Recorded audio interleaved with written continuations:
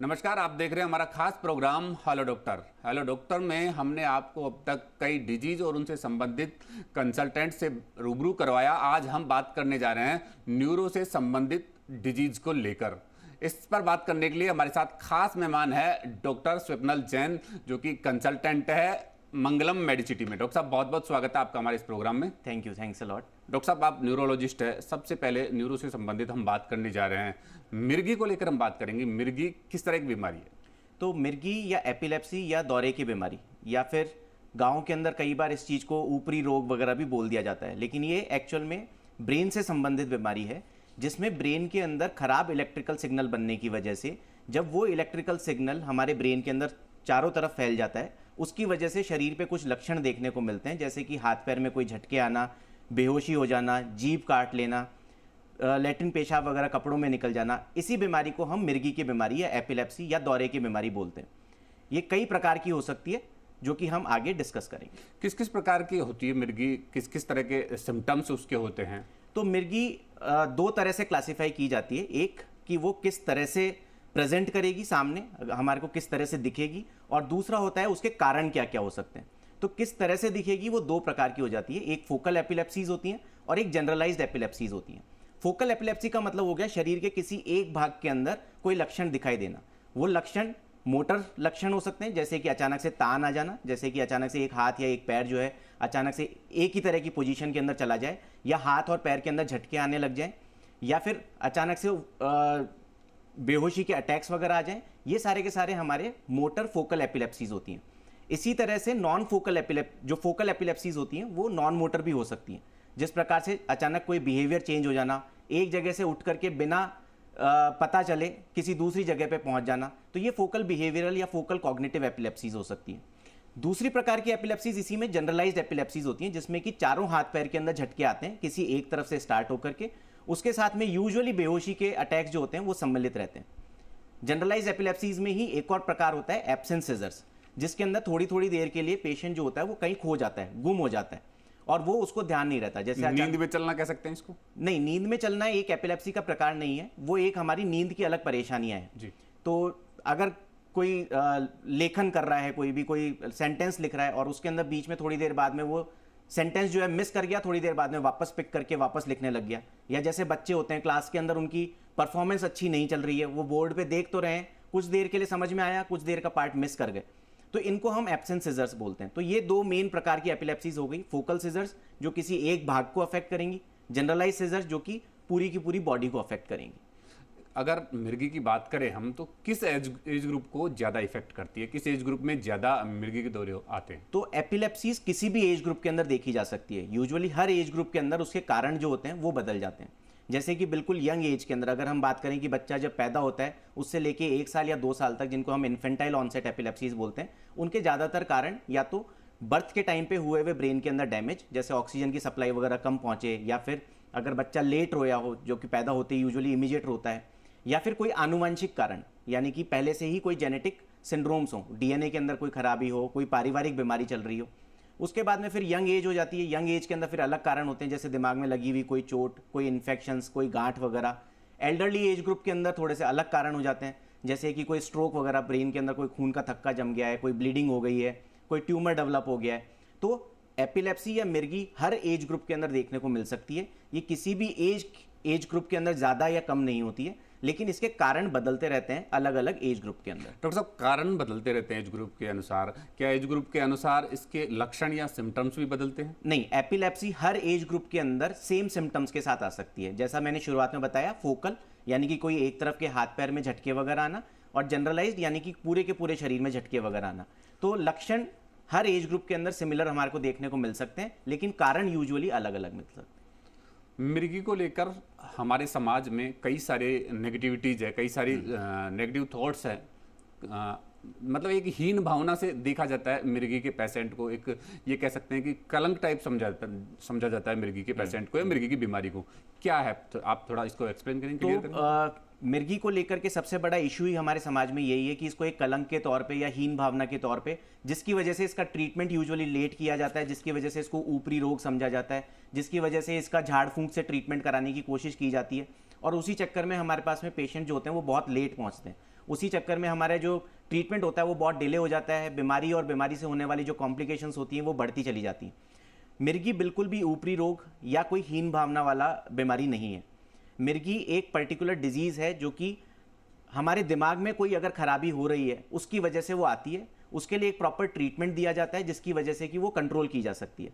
अगर ये ट्रीटमेंट सही समय पे हम शुरू कर दें तो एक तो कम दवाइयों की ज़रूरत पड़ती है, दूसरा हर जो दौरा आ रहा है वो अगले दौरे आने की संभावना को बढ़ा देता है, तो वो संभावना भी हम अर्ली ट्रीटमेंट शुरू करके हटा सकते हैं। मिर्गी से रिलेटेड जो दूसरा मिथ रहता है कि ये एक से दूसरे इंसान को फैल सकती है, तो ऐसा बिल्कुल भी नहीं होता। मिर्गी की बीमारी कभी भी संक्रामक नहीं होती, यानी एक इंसान से दूसरे इंसान को नहीं फैलती। तीसरा आता है इसमें कि मिर्गी जो है वो आनुवंशिक ही होती है, ऐसा बिल्कुल भी नहीं है, जिसकी वजह से फीमेल्स को कई बार डिस्क्रिमिनेशन सहन करना पड़ता है कि उनकी शादियां लेट होती हैं या शादियों के टाइम पे छुपाया जाता है। बिल्कुल भी ऐसा नहीं है। मिर्गी हमेशा आनुवंशिक हो ये ज़रूरी नहीं है, बहुत कम केसेस के अंदर ही मिर्गी आनुवंशिक होती है और वो हमें इनिशियल पेशेंट को देखने के ऊपर उसका इवैल्यूएशन करने पे समझ आ जाता है कि ये आनुवंशिक है। उसमें हम खुद एडवाइस करते हैं पेशेंट को कि हम कैसे इसको नेक्स्ट जनरेशन में जाने से रोक सकते हैं। डॉक्टर साहब, आप कह रहे हैं मिर्गी संक्रामक नहीं है, मिर्गी आनुवंशिक भी नहीं है, फिर मिर्गी होती कैसे है? पहला कैसे होती है बीमारी? किसी भी व्यक्ति को अगर मिर्गी होगी तो किस वजह से होती है? तो मिर्गी के इसी तरह से कई कारण हो सकते हैं। तो सबसे पहला कारण जो आता है, जैसा कि मैंने कहा, आनुवंशिक कुछ केसेस में ये हो सकती है, यानी कि जिस जीन से, जिस डीएनए से हम बन रहे हैं, अगर उसके अंदर कोई डिफेक्ट आता है तो उसके अंदर आनुवंशिक कारण होता है। दूसरे नंबर पे आता है कि जब बर्थ हो रहा होता है, जब बच्चा पैदा हो रहा होता है, उस टाइम पे अगर उसके दिमाग तक ऑक्सीजन की सप्लाई या खून की सप्लाई कम पहुंचे तो दिमाग के अंदर परमानेंट डैमेज आ जाता है, जिसकी वजह से एपिलेप्सी या मिर्गी डेवलप हो सकती है। तीसरा कारण होता है इन्फेक्शंस। अगर ब्रेन में कोई इन्फेक्शन है, जैसे टीबी का इन्फेक्शन है, न्यूरोसिस्टिक सर्कोसिस है, इस तरह का कोई इन्फेक्शन अगर है तो भी मिर्गी डेवलप हो सकती है। फोर्थ इंपॉर्टेंट होता है दिमाग के अंदर अगर कोई चोट है या कोई रसोली है, यानी कि अगर कभी कोई छत से गिर गया है, सिर में कोई चोट लग गई है, तो उसके बाद एपिलेप्सी डेवलप हो सकती है। कोई रसोली गांठ जो कि इन्फेक्शन की भी हो सकती है, कैंसर की भी हो सकती है, कोई सिंपल ट्यूमर भी हो सकता है जिसकी वजह से एपिलेप्सी डेवलप हो। फिर आते हैं हमारे जो नए संदर्भ में या नए एजेस में हमने देखा है जिसके ऊपर डिस्कवरीज हुई हैं, तो ऑटो इम्यून और पैरानियोप्लास्टिक एपिलेप्सीज, ये वो रोग होते हैं जिसमें कि शरीर में कुछ एबनॉर्मल पदार्थ बन जाते हैं और वो दिमाग पे जाके अटैक करते हैं और उसकी वजह से एपिलेप्सीज आती हैं। कोई छुपे हुए कैंसर का लक्षण भी एपिलेप्सी के रूप में देखने को मिल सकता है। तो इतने सारे कारण जो हैं ये हमारे को एपिलेप्सीज के खोजने होते हैं जब भी कभी हमारे पास पेशेंट आता है, और उन्हीं के अनुसार उसका ट्रीटमेंट किया जाता है। डॉक्टर साहब, बहुत करीब से आपने इस बीमारी को देखा, लंबी आपने इस पर स्टडी की। अब अगर इसके इलाज की बात की जाए तो किस तरह का इलाज इसका संभव है, हमारे दर्शकों को बताएंगे एक बार? श्योर। तो मिर्गी का जो इलाज है, सबसे पहली चीज मिर्गी किस प्रकार की है और किस कारण से हो रही है वो आइडेंटिफाई करना होता है, जिसके लिए यूजुअली हमारे को पेशेंट जो हिस्ट्री बोल रहा है, जो पेशेंट डिस्क्राइब कर रहा है कि उसको किस तरह का इवेंट होता है, मिर्गी के अंदर दौरा किस प्रकार का आता है, सबसे पहले इंपॉर्टेंट चीज हमारे लिए वो हो जाती है।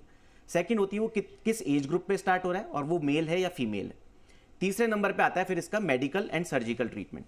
दवाइयाँ यूजुअली मिर्गी किस प्रकार की है उसके अनुसार किया जाता है। यूजुअली हम प्रेफर ये करते हैं कि पहले एक ही दवाई दी जाए, उसकी डोज बढ़ाई जाए, अगर वो कामयाब नहीं हो रही है या उसके कोई साइड इफेक्ट्स डेवलप हो रहे हैं तो ही हम दूसरी दवाई शुरू करते हैं।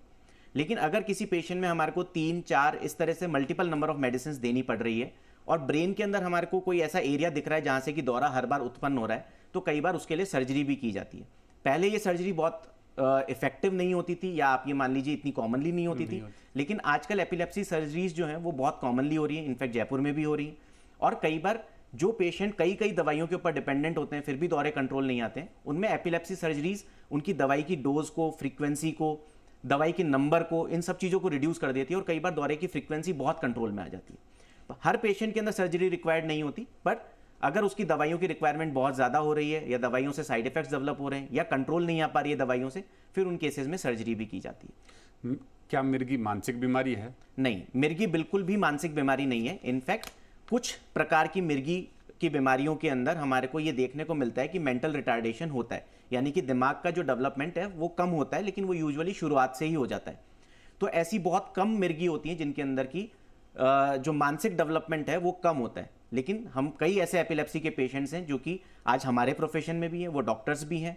मिर्गी के कई पेशेंट्स जो हैं वो एक्टर्स भी हैं, स्पोर्ट्स पर्सन्स भी हैं। ऐसे बहुत इंटरनेशनल और नेशनल एथलीट्स हैं जिनको कि एपिलेप्सीज हैं, लेकिन फिर भी वो बहुत अच्छे से परफॉर्म कर रहे हैं। तो मिर्गी ज़्यादातर केस में हमारी जो बुद्धि है यानी कि जो हमारी इंटेलिजेंस है उसको अफेक्ट नहीं करती है।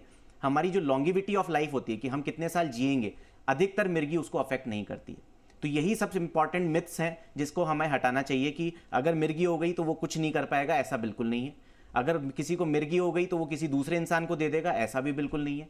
ये कॉमन मिथ्स हैं जो कि हमें हटाने चाहिए। ये बहुत अच्छी बात डॉक्टर साहब आपने बताई कि कोई एक्टर भी हो सकता है, कोई डॉक्टर भी हो सकता है, मतलब मिर्गी का पेशेंट किसी भी फील्ड में जा सकता है। जी। थोड़ा सा मैं इस पे और आपसे डिटेल जानना चाहूँगा, हमारे दर्शक अगर मिर्गी के बारे में डिटेल से जानना चाहें तो कि क्या, क्योंकि ग्रामीण क्षेत्रों में खासकर दूर दराज या रूरल क्षेत्रों में देखा जाए तो मिर्गी को लेकर कई सारी नेगेटिव धारणाएं हैं, कई सारी मिथ हैं कि ये ऊपर की हवा है, इस तरह की बातें हैं। तो जो मिर्गी का जो पेशेंट होता है, क्या वो आराम से एक जॉब कर सकता है, अपनी नौकरी में पूरा कंसंट्रेट कर सकता है, या वो अपनी एक हैप्पी मैरिड लाइफ जी सकता है? जी, मिर्गी अधिकांश केसेस के अंदर मिर्गी की बीमारी आपकी किसी भी एक्टिविटी को लिमिट नहीं करती।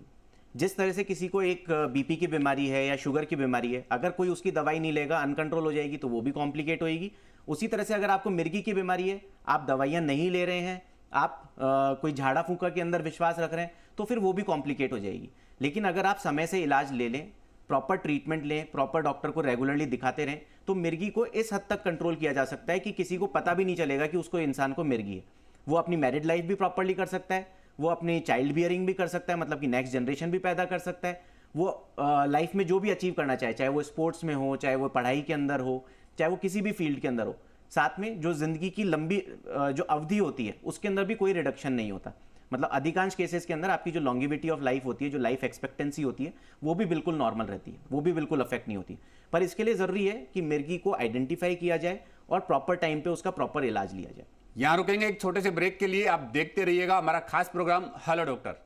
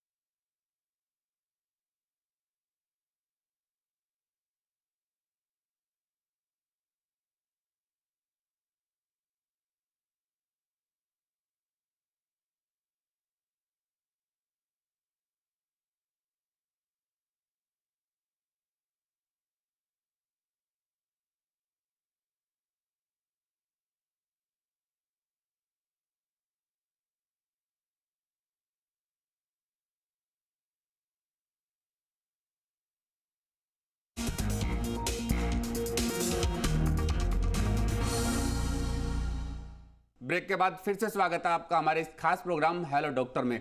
आज हम बात कर रहे हैं न्यूरोलॉजिस्ट डॉक्टर स्वप्नल जैन से, जो कि मिर्गी से संबंधित तमाम समस्याएं और उनसे संबंधित तमाम धारणाओं को लेकर हमें बता रहे हैं। डॉक्टर साहब, मिर्गी को लेकर हम बात कर रहे हैं। समाज में कई सारे मिथ हैं। मिर्गी एक ऐसी बीमारी है जो कि ऊपरी साया है, या हीन भावना से देखा जाता है उस मिर्गी के पेशेंट को। कहीं ना कहीं इस हद तक ग्रामीण क्षेत्रों में से टॉर्चर किया जाता है कि डिप्रेशन में आ जाता है। थोड़ा सा हमारे दर्शकों को आप डिटेल में बताएं कि मिर्गी ऊपरी साया है या किस तरह की बीमारी है, किस वजह से ये हो रही है। तो मिर्गी की बीमारी या दौरे की बीमारी या सीजर्स या एपिलेप्सी, ये बिल्कुल भी ऊपरी बीमारी नहीं है।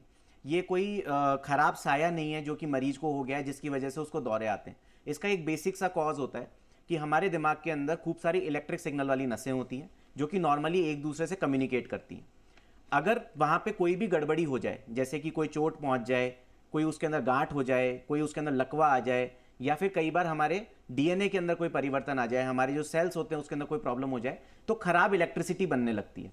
वो खराब इलेक्ट्रिसिटी अगर एक ही एरिया के अंदर बन रही है तो किसी एक तरफ ही हाथ पैर में झटके आ सकते हैं, थोड़ी देर के लिए खो सकते हैं।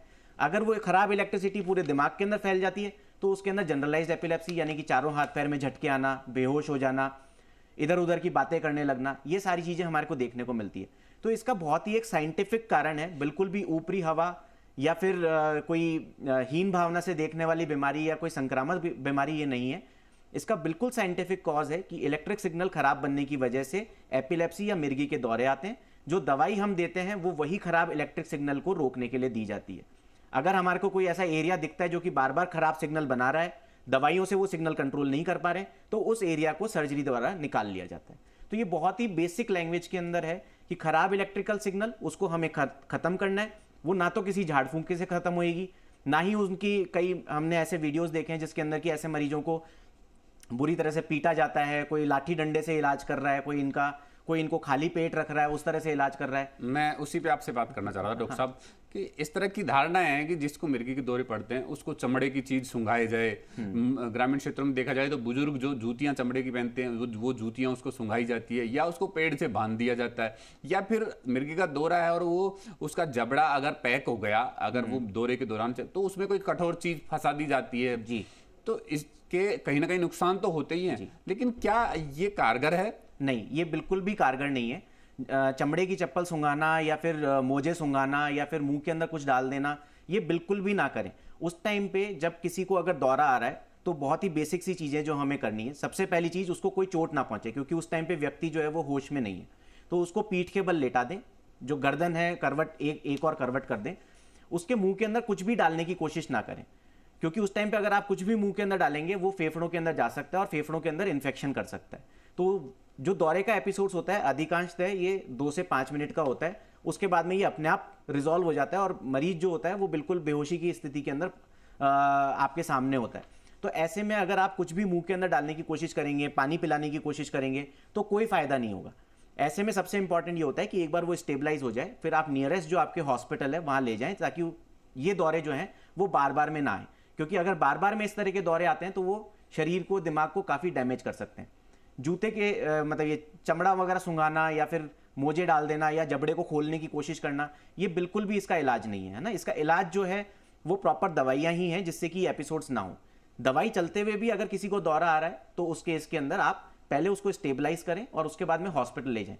तब तक का मेन ये ध्यान रखना है कि उसके अगर हाथ पैर मुड़ रहे हैं तो उनको क्योंकि हाथ पैर उस टाइम कठोर हो जाएंगे। अगर आप उनको जबरदस्ती मोड़ने की कोशिश करेंगे तो वहां पे फ्रैक्चर्स डेवलप हो सकते हैं, टूटने के रिस्क है, मसल इंजरीज हो सकती हैं और उसकी वजह से फिर आगे किडनी डैमेज होना, लंग्स डैमेज होना, ये सब चीजें हो सकती हैं। मुंह के अंदर अगर आप कुछ भी रखते हैं, चाहे पानी डाल रहे हैं, कुछ खाने के लिए रख रहे हैं, तो वो सारा चीज हमारे फेफड़े के अंदर जा सकता है, क्योंकि उस टाइम पे मरीज होश में नहीं है।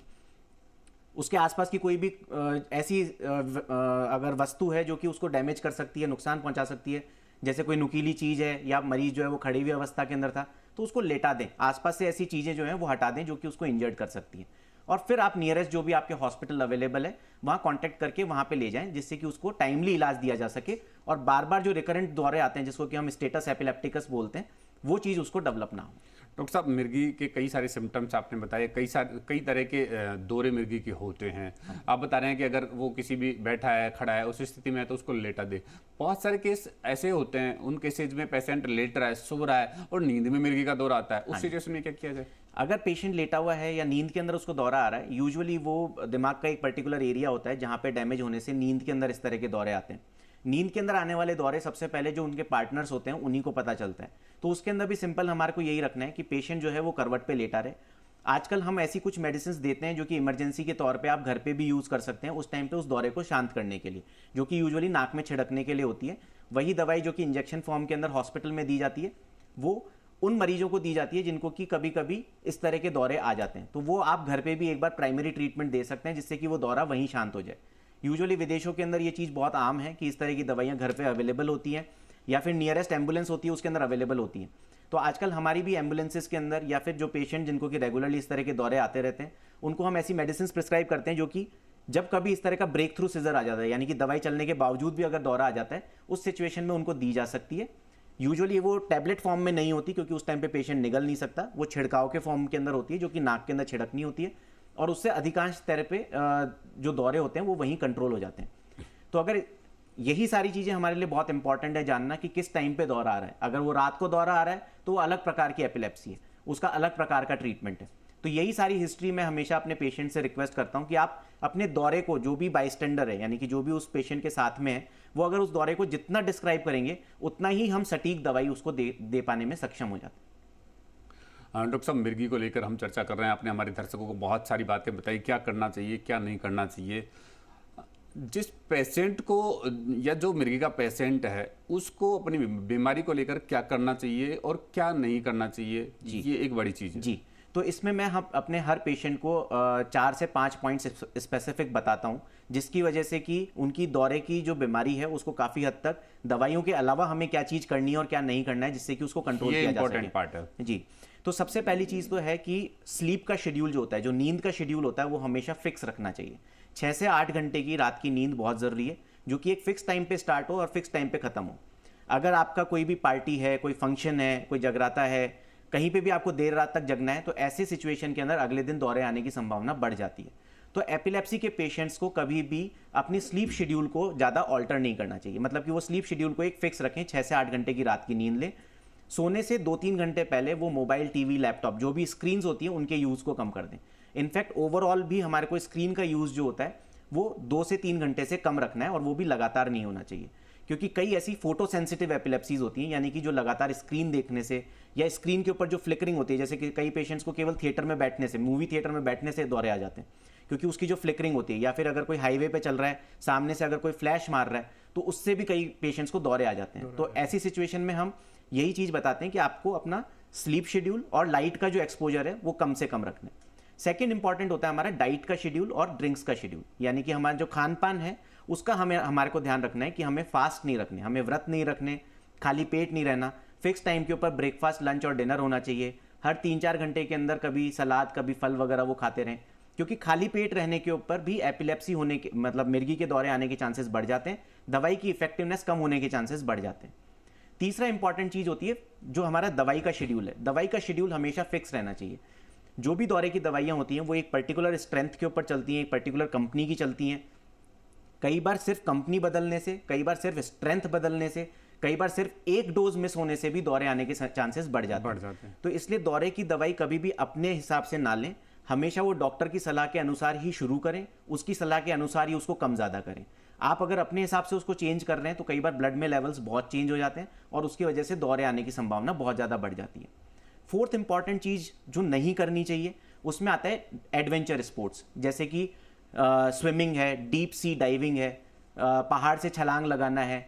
ये सारे स्पोर्ट्स यूजुअली हम करने के लिए मना करते हैं, या फिर लॉन्ग ड्राइव खुद ही करना, पर्टिकुलरली 2 व्हीलर्स पे चाहे 4 व्हीलर्स के ऊपर। कई पायलट्स वगैरह जैसे ये वाले जो हमारे प्रोफेशंस होते हैं उसके अंदर भी हम मना करते हैं, क्योंकि कितनी भी हम दवाई ले लें फिर भी नॉर्मल पब्लिक के कंपैरिजन में 1-2% रिस्क एक्स्ट्रा रहती है कि उसको किसी भी अननोन सिचुएशन के अंदर दौरा आ सकता है। तो ऐसे में आपके शरीर को चोट ना पहुंचे, इसके लिए आपको जो भी डेंजरस या एडवेंचर स्पोर्ट्स हैं, एडवेंचर एक्टिविटीज़ हैं, उन चीज़ों को लिमिट रखना चाहिए। और फिफ्थ इंपॉर्टेंट पॉइंट जो मैं हर पेशेंट को बोलता हूँ, अपने पॉकेट के अंदर हमेशा एक कार्ड रखें जिसके ऊपर आपका नाम, इमरजेंसी कॉन्टैक्ट नंबर, क्या दवाई चल रही है वो लिखा हुआ रहे, ताकि ऐसी किसी भी सिचुएशन में जहाँ पे आपके फैमिली मेंबर्स आपके साथ में नहीं है, आपको दौरा आ जाता है, तो वो नियरेस्ट हॉस्पिटल को इन्फॉर्म कर सकें कि इस मरीज को ये बीमारी है, ये इलाज चल रहा है, ताकि वो फटाफट उनको ट्रीटमेंट दिया जा सके। तो ये 5 पॉइंट्स हैं जो कि यूजुअली मैं पेशेंट्स को बताता हूँ, ताकि उनके दौरों को कंट्रोल किया जा सके और उनको किसी अननोन सिचुएशन से बचाया जा सके। डॉक्टर साहब बहुत बहुत धन्यवाद आपका, आपने हमें समय दिया हमारे खास प्रोग्राम के लिए। देखते रहिएगा हमारा खास प्रोग्राम हेलो डॉक्टर। अगले एपिसोड में मिलेंगे किसी खास डिजीज को लेकर, किसी खास मेहमान से फिर मुलाकात होगी।